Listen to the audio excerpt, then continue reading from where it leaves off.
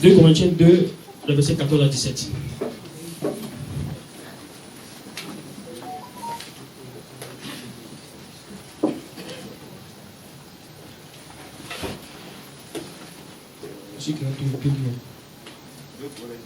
Verset 14 à 17.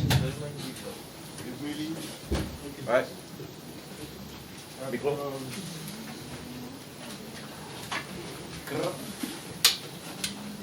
Grâce soit rendue à Dieu, qui nous fait toujours triompher en Christ et qui répand par nous en tout lieu l'odeur de sa connaissance. Nous sommes en effet pour Dieu la bonne odeur du Christ parmi ceux qui sont sauvés et parmi ceux qui périssent. Aux uns, une odeur de mort, donnant la mort. Aux autres, une odeur de vie, donnant la vie.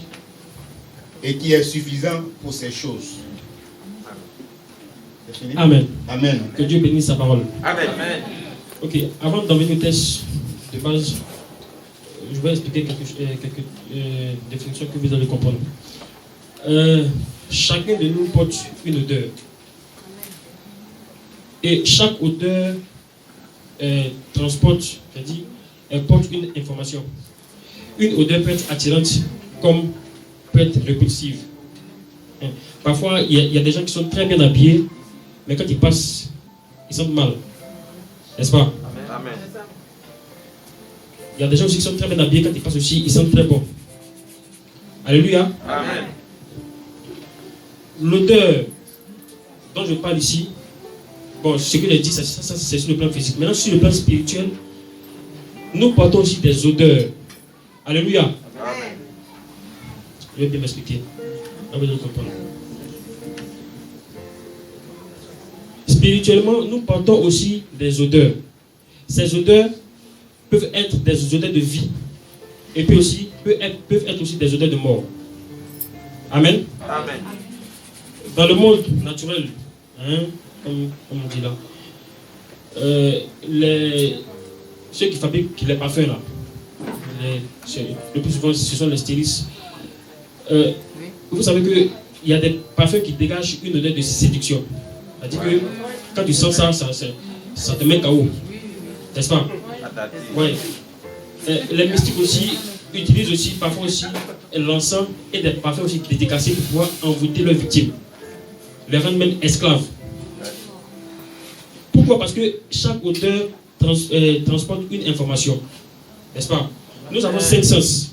On a l'ouïe, l'odorat, la vue, le goûter, puis le toucher. Ça, c'est de façon physique, naturelle. Spirituellement aussi, nous avons aussi 5 sens. L'ouïe, l'odorat, le goût, la vue et puis le toucher. Quand je prends, par exemple, la vue, il y a des gens qui ont des dons de vision, qui voient, n'est-ce pas? Ils voient, Dieu leur montre spirituellement des choses. Le toucher, par exemple. Pour quelqu'un qui a l'habitude de prier à 4 h du matin, et il arrive un jour qu'il soit très fatigué, c'est-à-dire son portable sonne même, puis même il n'en a pas. Il sent souvent une main qui le tape, qui le réveille, n'est-ce pas? Le goût. Souvent, il y a des choses que tu sens dans ta bouche. Bon, je ne vais pas rentrer dans les détails, ça c'est très long.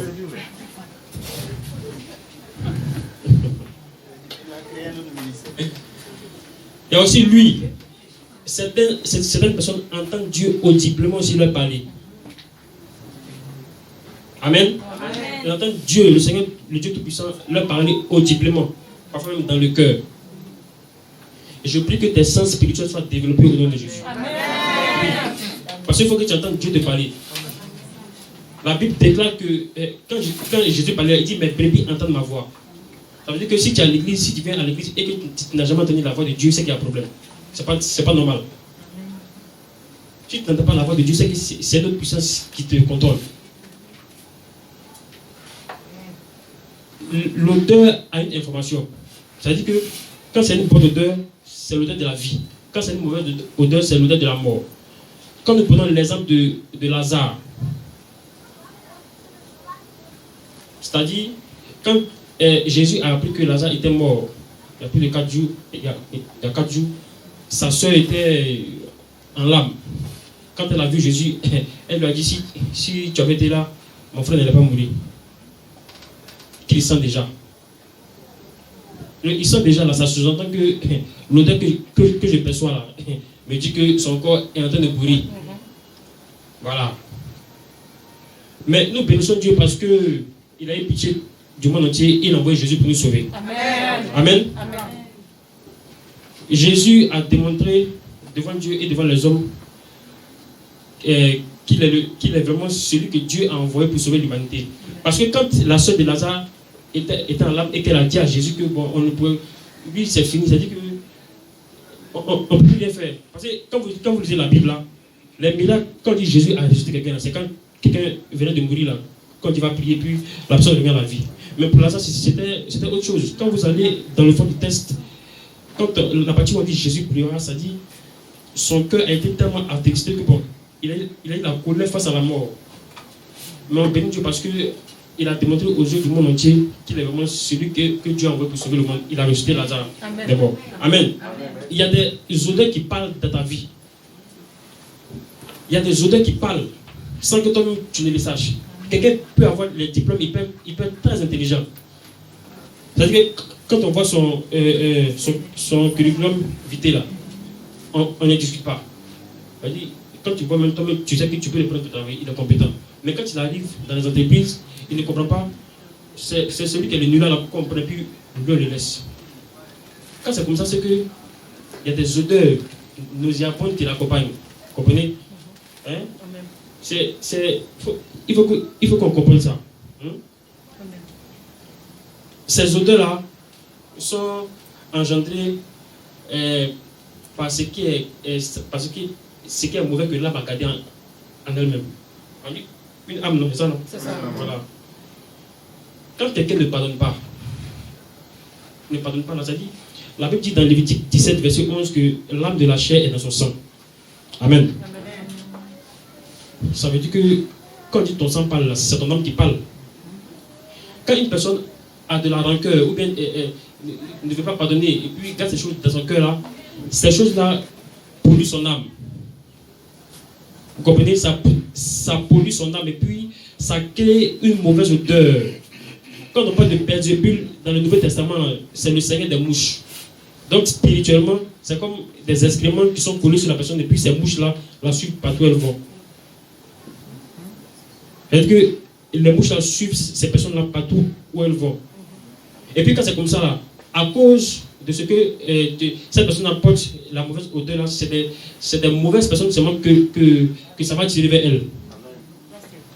Vous comprenez? Amen.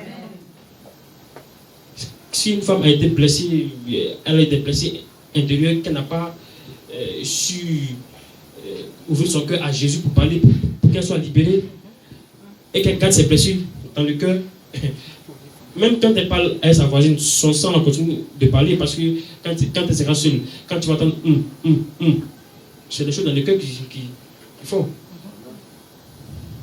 Donc pour guérir de ça, il faut parler à Dieu. Parce que il faut pleurer.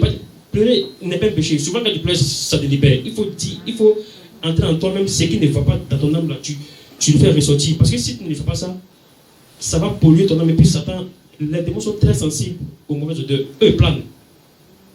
Quand tu as la rancune dans ton cœur, quand tu ne pardonnes pas, tu pratiques le péché. Parce que bon, pratiquer le péché puis tomber comme ça, puis demander pardon, c'est différent. Quand tu pratiques, ça veut dire qu'il y a une puissance qui te gère.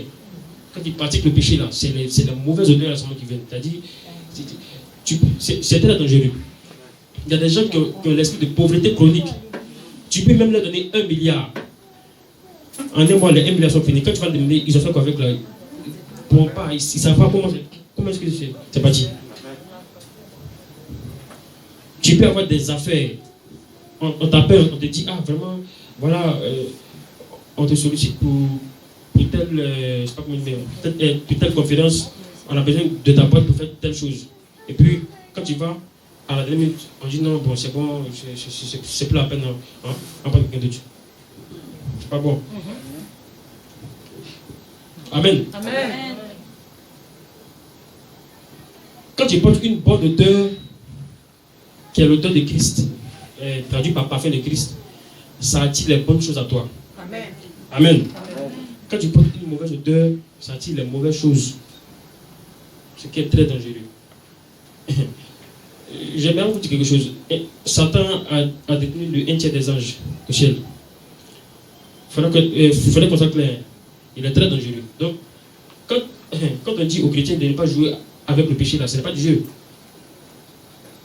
Ce monsieur-là, qu'est-ce qu'il a pu dire à ces 1/3 des anges pour qu'eux tous là, ils puissent le suivre? Ils sont dans la gloire avec Dieu là-bas, ils font tout. C'est-à-dire que c'est la gloire qui est sur Dieu là qui fait qu'eux-mêmes là, ils étaient beaux, ils brillaient.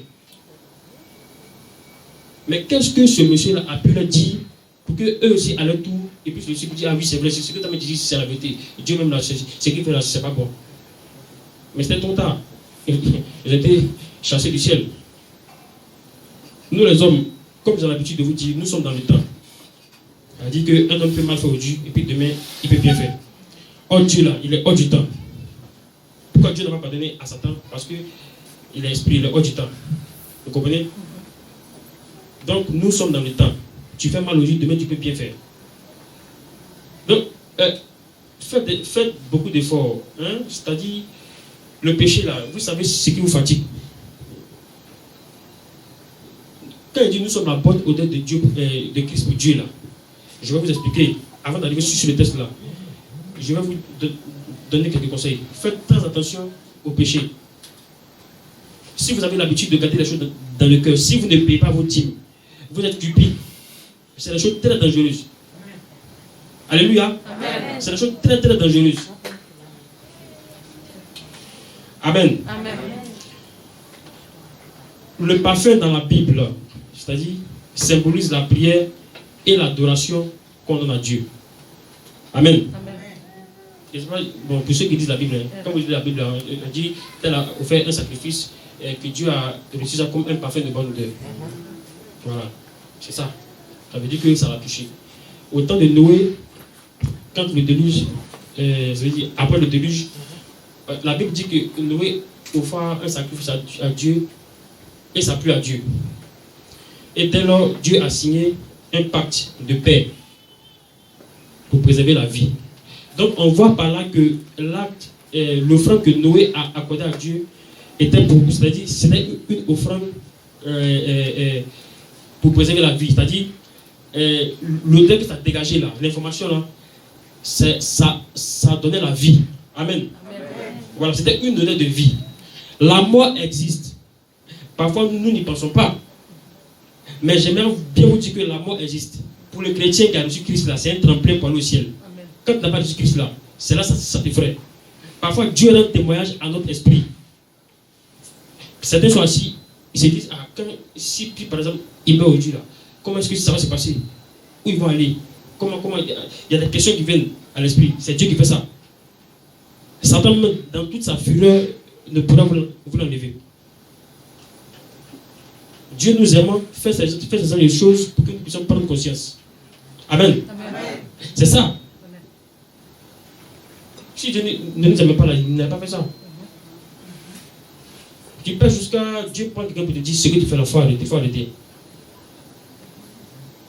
Parce que le jour où il va prendre sa décision, bon là, on ne pourra plus rien faire. Parce que là, quand tu acceptes Dieu, tu vas lui dire pardon, Dieu ne va pas t'écouter. Si quelqu'un pratique, a pour habitude de pratiquer le péché, il pratique le péché là. Le jour où Dieu se fâche contre lui là, bon ça, bon, on ne peut plus demander pardon. Hein. Amen. Amen.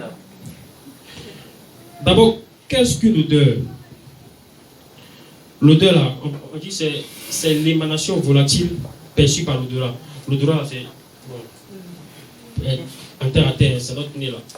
Quand on a la capacité de sentir des odeurs, voilà, sentir des choses là, c'est ça.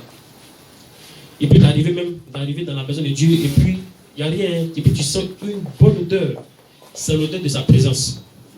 Tu peux sentir même l'odeur des fleurs, ça dépend. C'est l'odeur de la présence de Dieu. Comme tu peux aussi arriver dans une maison de quelqu'un, puis tu sens une odeur de terreur, une odeur de mort, c'est pas bon. Alléluia. Amen. Donc, dans le contexte de notre test là, quand on parle de la bonne odeur de Christ, on dit de porter la bonne odeur de Christ, ça parle de son caractère. du caractère de Christ, c'est-à-dire sa nature. La vie de Christ, c'est-à-dire que sa vie là, ce qu'il est là, sa douceur, sa paix, sa tempérance, sa puissance, c'est ce qu'on doit porter. L'apôtre Paul commence cet épître-là en rendant grâce à Dieu. Il passait par des moments difficiles, mais il n'a pas regardé à ces moments difficiles-là, mais a commencé à bénir le Seigneur. Alléluia. Amen. Quand il passe par des moments difficiles, ne regarde pas ces moments difficiles-là. Il faut t'agenouiller et bénir le Seigneur. C'est lui qui va gérer toutes choses. Amen. Amen. Il a béni le Seigneur parce que Dieu l'avait positionné en Christ. Amen. Les gens l'accusaient d'être un faux apôtre, un faux serviteur de Dieu. Bon, lui ne regardait pas ça. Il s'est agenouillé pour bénir le Seigneur puisqu'il est pour lui. Amen. Amen. Quand il parle de l'odeur de sa connaissance, c'est...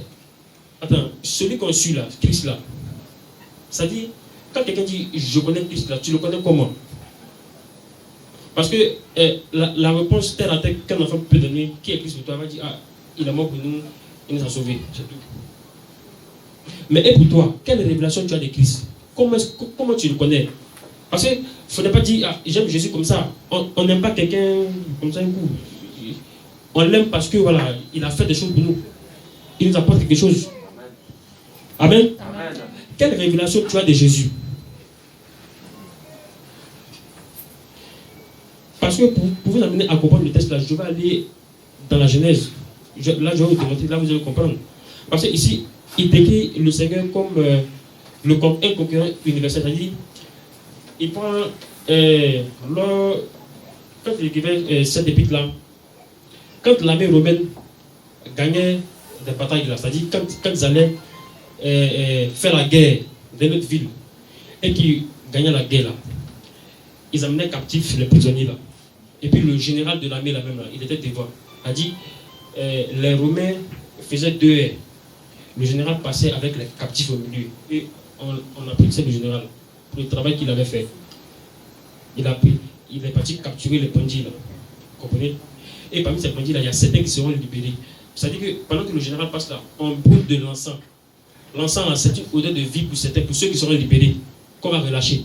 Et puis c'est une odeur de mort pour ceux qui seront exécutés. C'est pourquoi en Colossiens 2, verset 15, qu'est-ce qu'on dit là-bas? On dit Jésus-Christ a dépouillé les dominations et les autorités.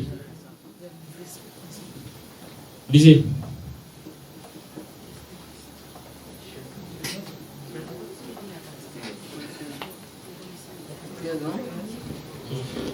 Colossiens 2, verset 15.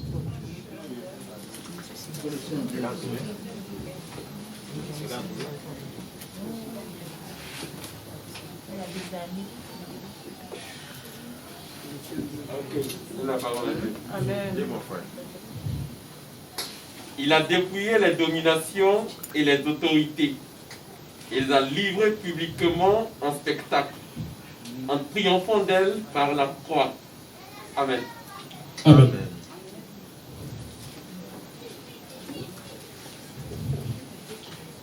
Alléluia. Amen. Dans la Genèse, quand on parle d'Éden, et Éden, ça symbolise la présence de Dieu. Dieu a pris Adam et il l'a mis là-bas. Adam a péché.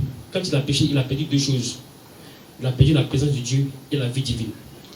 Alléluia. Amen. Dès lors, Dieu avait permis que le sang des animaux puisse être utilisé pour couvrir nos péchés, mais pas pour les ôter. Vous comprenez? Dans l'Ancien Testament, quand vous lisez, il n'y avait pas de délivrance. Les démons, c'est des êtres, c'est-à-dire qu'ils sont très orgueilleux, très arrogants. Hein? Dans l'Ancien Testament, quand un démon prend quelqu'un, c'est-à-dire que sa famille commence à prier pour lui, c'est-à-dire on commence à creuser sa tombe, parce que là, il n'y a pas de solution. On sait qu'il va finir par mourir un jour. Ça veut dire que quand on dit quelqu'un, telle personne est le féticheur du quartier, quand tu le vois, tu passes à côté. Parce que tu n'aimes même pas avoir affaire avec lui. Pourquoi? Parce que comme Adam a péché, toute l'humanité était dans le noir. Et les démons régnaient, ils faisaient ce qu'ils voulaient. Ils pouvaient se saisir de telle personne, lui donner la folie et puis s'en foutre. Personne ne pouvait le sauver. À cause du péché qu'Adam a commis. Mais Gloire soit rendue à Dieu, parce que quand Dieu a amené Jésus sur la terre, quand Jean-Baptiste le vit, il dit, ah, voici celui que Dieu a envoyé pour ôter le péché du monde. C'est-à-dire, en voyant Jésus, il ne le voit pas en tant que personne, mais il voit le sang qui est en lui, qui est venu pour sauver l'humanité. Amen. Et comprenez que, après les 40 jours de jeûne de Jésus, quand il a débuté son ministère, il enseignait quelque part. Et si on peut lire Luc chapitre 4, à partir du verset 31. Luc 4, à partir du verset 31. Amen, je lis la parole de Dieu. Amen. Il descendit à Capernaum, ville de la Galilée, et il enseignait le jour du sabbat. Tu continues? Oui. On était frappé de sa doctrine, car il parlait avec autorité. Il se trouva dans la synagogue un homme qui avait un esprit de démon impur, et qui s'écria d'une voix forte: Ah, qu'y a-t-il entre nous et toi, Jésus de Nazareth? Tu es venu pour nous perdre? Je sais qui tu es, le Saint de Dieu. Jésus le menaça, disant: Tais-toi et sors de cet homme. Et le démon le jeta au milieu de l'assemblée et sortit de lui sans lui faire aucun mal.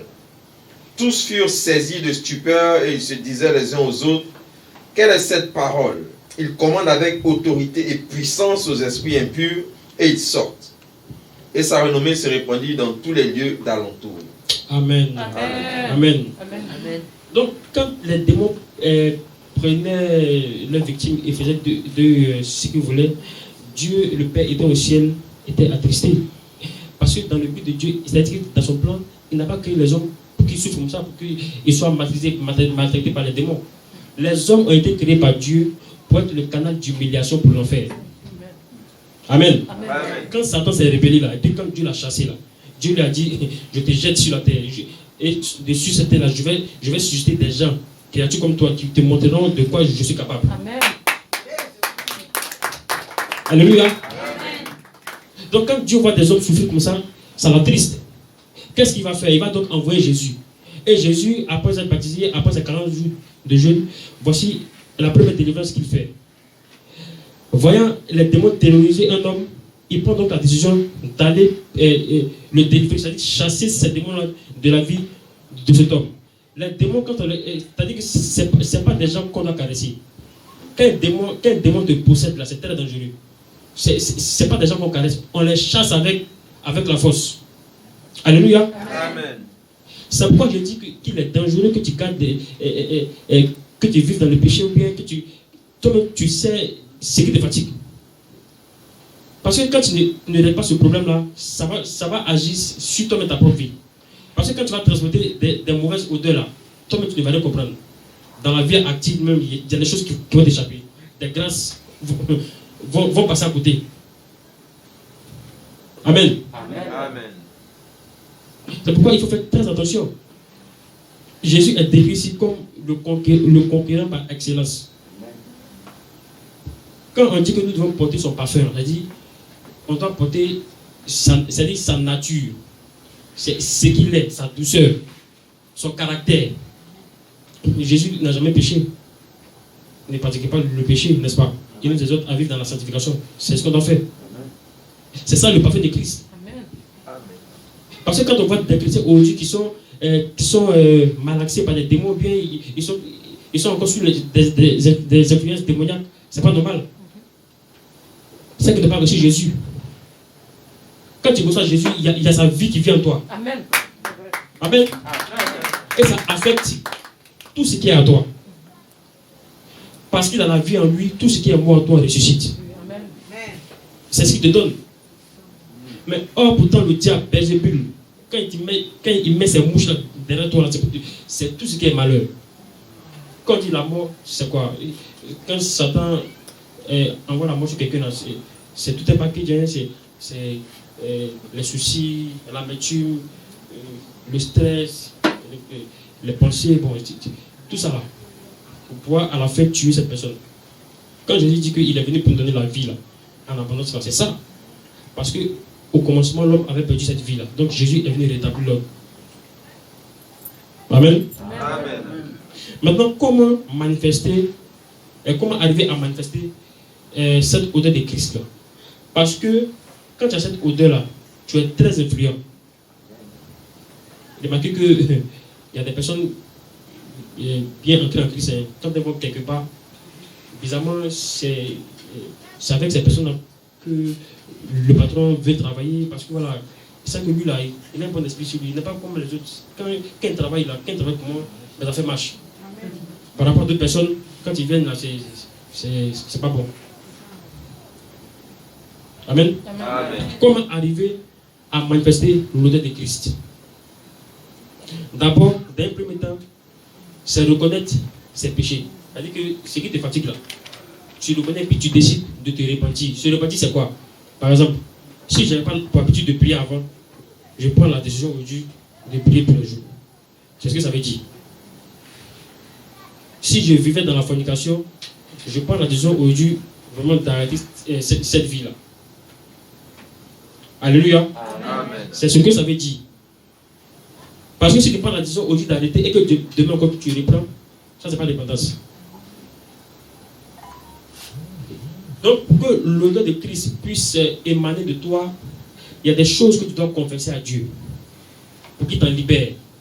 Parce que quand tu les gardes en toi, Satan, c'est-à-dire, il met comme des excréments derrière toi, et puis spirituellement, c'est comme des mouches qui te suivent partout. Quand quelqu'un refuse de pardonner là, qu'est-ce qu'il appelle sur lui? C'est la mouche qui vient. Et Satan même ne va même pas te donner ton autorisation avant de pouvoir te poser. Parce qu'il sait que tu ne pardonnes pas, donc il va venir entrer. Mais quand tu pardonnes, il passe à côté. Amen. Quand tu pardonnes, il passe à côté. Amen. Amen. Amen. Donc tu sais ce qui te fatigue. Va devant la face de Dieu, même s'il faut que tu pleures pour que ça te libère. Fais-le. Ça peut être des blessures intérieures que tu gardes. Parce que quand tu les gardes là, ça pousse des racines et puis ça a aussi des rejetons. Un enfant qui a pour habitude de voir son papa frapper sa maman, il ne va rien dire, mais il a ça en lui. Et puis il va se dire que quand lui tu vas grandir là, on va faire la même chose. Ça c'est pas bon. S'il n'y a pas quelqu'un pour le suivre, c'est-à-dire que s'il ne dit pas et qu'il gagne en lui, demain quand il va se marier, il va frapper des gens. Et puis quand tu vas fouiller là, tu vas voir que son papa frappait sa maman. Si le papa, aussi, si c'est un chercheur de femmes, et puis l'enfant voit ça, il va faire la même chose. Il va dire, mais la vie c'est comme ça. Amen. Ah.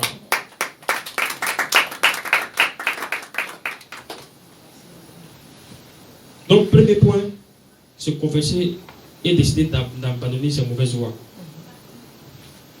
Carrément. Deuxième point, c'est renoncer à soi-même.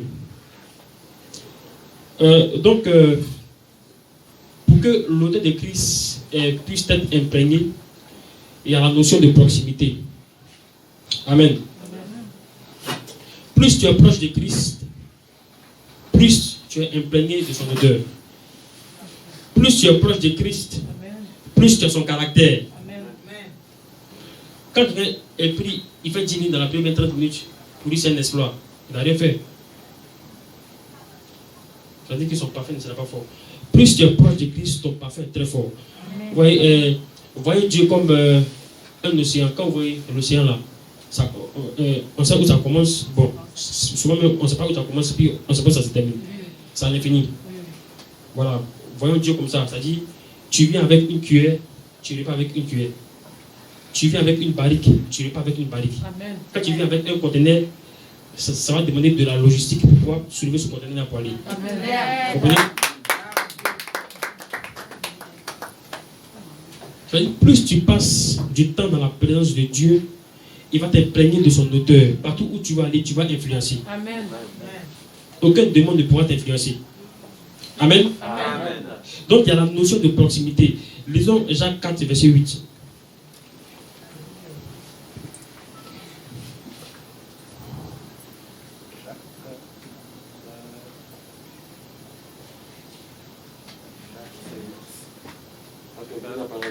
Allez, mon frère. Approchez-vous de Dieu et il s'approchera de vous.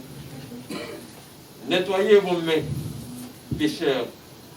Purifiez vos cœurs, hommes irrésolus. Amen. Amen. En effet, Dieu s'est déjà approché de nous quand il a envoyé son Fils pour nous sauver, n'est-ce pas? Amen. Donc Dieu a besoin que nous nous approchions de lui pour qu'il nous donne son caractère. Amen. Amen. Combien de temps tu passes dans la présence de Dieu? Parce que plus tu négliges le Seigneur, tu perds les grâces. C'est Jésus qui transforme. Si ce n'est pas lui là, l'homme même dans sa nature, même il est mauvais. Il faut passer du temps avec Jésus pour que ce qu'il a comme caractère là, il puisse te le communiquer. Là, tu seras une meilleure personne. Amen. C'est ce que Dieu demande. Amen. Donc ça demande du temps. Quand on dit on aime quelqu'un là, on passe du temps avec la personne. C'est vrai. Ça c'est la formule qui est là. Hein. Amen. Donc quand quelqu'un dit qu'il aime Jésus là et qu'il ne passe pas du temps avec Jésus, bon ça, on ne comprend pas son amour. Amen. Amen.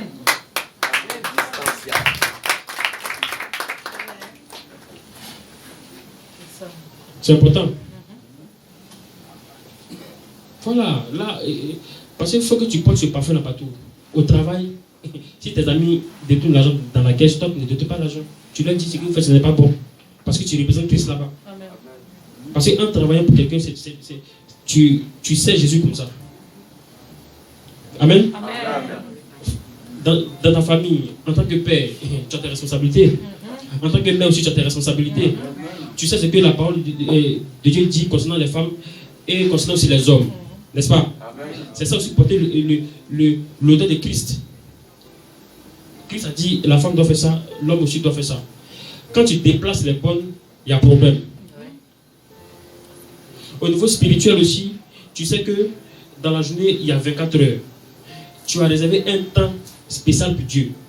Donc, quelle que soit ton occupation, débrouille-toi pour pouvoir parler au moins à Dieu. Parce que quand quelqu'un refuse de prier là, c'est une forme d'orgueil.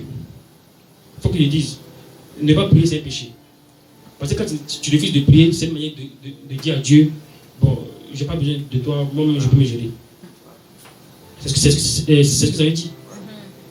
Parce que quand tu ne pries pas là, quand tu n'as pas une relation avec Dieu, c'est pour dire, je n'ai pas besoin de ton aide, moi-même je peux me gérer. C'est vrai. Alors que ça c'est pas bon. Dieu a son train qui passe chaque matin ou chaque fois devant ta maison. Il veut te distribuer des grâces pour chaque journée. Quand on dit à chaque jour suivi sa peine là, c'est tout ça. Il veut te distribuer des grâces pour chaque journée. Donc si tu ne le veux pas, si tu ne lui parles pas, bon, comment est-ce qu'il va faire pleuvoir ces grâces sur toi? Souvent même Dieu même te parle, tellement ton odorat spirituel, ton nuit spirituelle n'est pas développée, tu ne sais pas que c'est lui qui te parle. Oui. Donc, que Dieu développe nos sens spirituels. Amen. Parce qu'il veut que nous portons son odeur. Amen. Quelqu'un qui porte l'odeur de Christ là, il est le roi dans sa famille, même au village. Amen. Le sorcier, quelle que soit sa puissance dans le monde des ténèbres, ne pourra rien devant lui. Je sais de quoi il parle. Quand j'allais en grande école, là, on avait un professeur là, il a dit ouvertement que lui il est franc-maçon, et puis il est fier de ça. On dit, ah d'accord, comme tu dis que tu es franc-maçon là, on va te montrer qui est Jésus.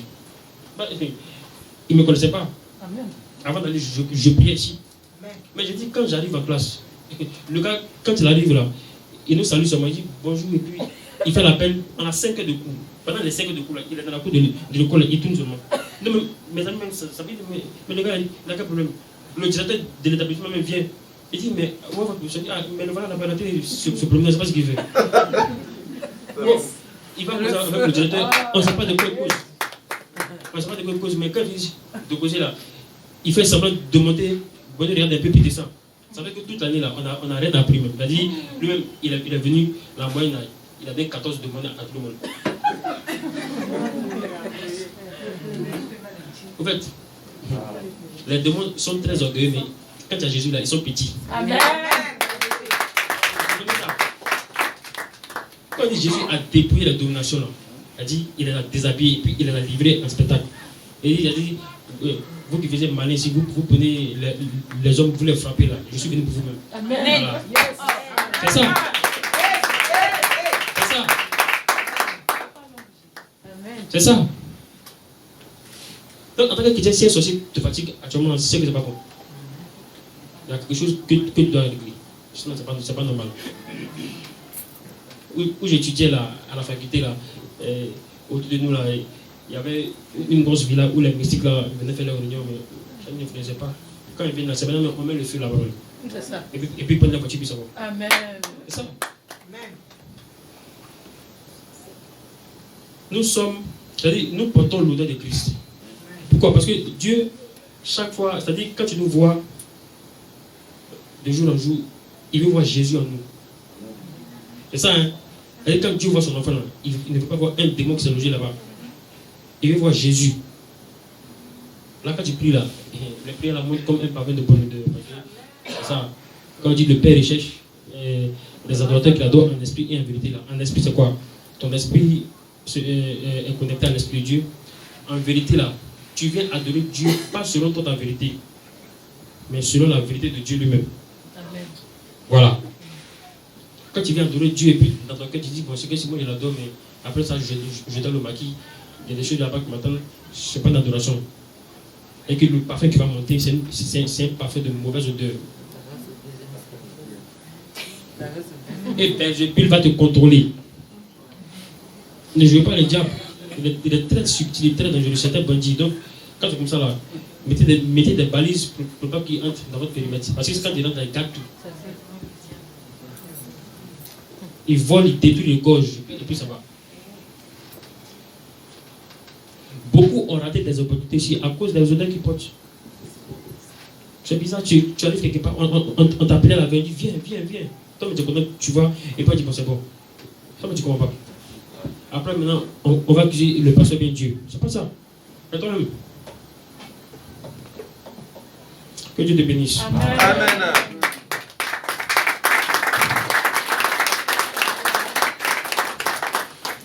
Et que cette parole pousse des rejetons dans ton cœur. Amen. Que tu portes le parfum de Christ partout où tu vas. Amen. Et que là où il y a la mort à cause de toi qui est la vie. Amen. Que Dieu bénisse tes affaires. Amen.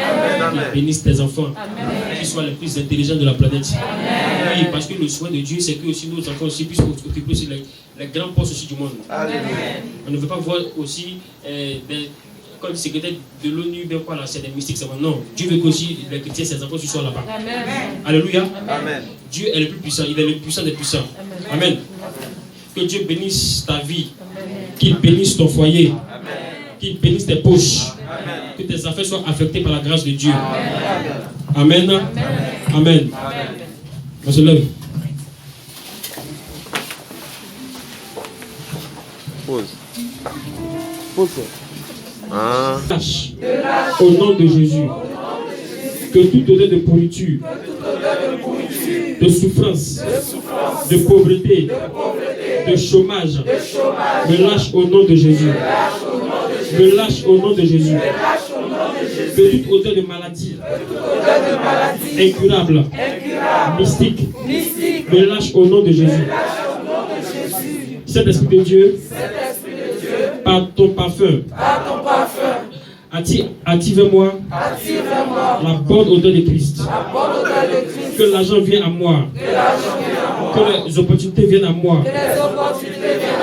Que mes affaires soient bénies. Que ma vie spirituelle soit bénie. Que ma famille soit bénie. Au nom de Jésus. Au nom de Jésus. Amen. Amen.